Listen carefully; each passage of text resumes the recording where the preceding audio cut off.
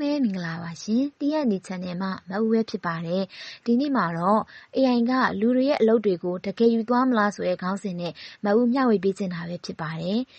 AI ကြောင့်အလုပ်တွေပျောက်တော့မယ်ဆိုတာအားလုံးပဲကြားဘူးကြမှာပေါ့နော်ဒါပေမဲ့အလုပ်အားလုံးပဲပျောက်သွားမလားဒါမှမဟုတ်အလုပ်ပုံစံတွေပြောင်းသွားတာလားဆိုတာဒီဗီဒီယိုမှာ AI ရဲ့အမှန်တရားကိုလွယ်လွယ်လေးနဲ့ရှင်းပြပေးပါမယ်နော်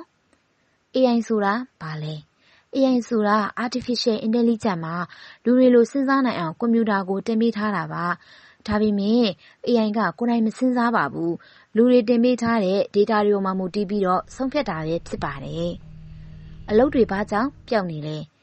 AI ကြောင့်အလုပ်ပျောက်နေတာအစ်စ်မဟုတ်ပါဘူးအရင်တုန်းကလည်းစက်တွေဝင်လာတဲ့အခါအလုပ်တွေပျောက်ခဲ့ပါတယ် AI ကထပ်တလဲလဲလုပ်ရတဲ့အလုပ်တွေကိုအစားထိုးနေတာပါဥပမာအနေနဲ့ပြောရရင်တော့ data entry, business customer support, sample design အလုပ်တွေပဲဖြစ်ပါတယ်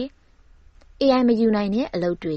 AI မယူနိုင်တဲ့အလုပ်တွေကရှိနေပါသေးတယ် creativity, critical thinking, human communication တွေပဲဖြစ်ပါတယ်ဥပမာ strategy ဆွဲတဲ့အလုပ် decision ချတဲ့အလုပ်လူတွေနဲ့ဆက်ဆံရတဲ့အလုပ်တွေပဲဖြစ်ပါတယ် AI ကလူတွေကိုကူညီပေးနိုင်ပေမဲ့လူတွေနေရာမှာတော့အစားထိုးလို့မရသေးပါဘူး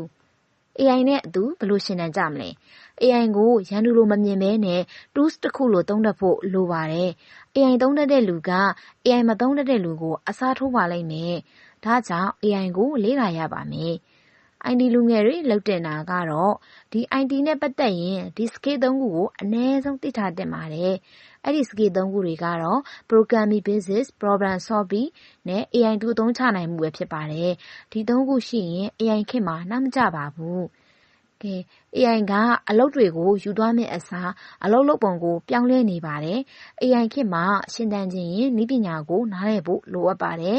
ကဲဒီနေ့မှာတော့ IT နဲ့ပတ်သက်တဲ့ knowledge လေးကို share လုပ်ပေးခဲ့ရဖြစ်ပါတယ်ဒီလို IT knowledge မျိုးတွေကိုဆက်ပြီးတော့သိချင်လို့ရှိရင်မဟုတ်တို့ရဲ့တရားနေ channel လေးကို subscribe လေးလုပ်ထားပေးကြပါအောင်เนาะအားလုံးပဲကျေးဇူးတင်ပါတယ်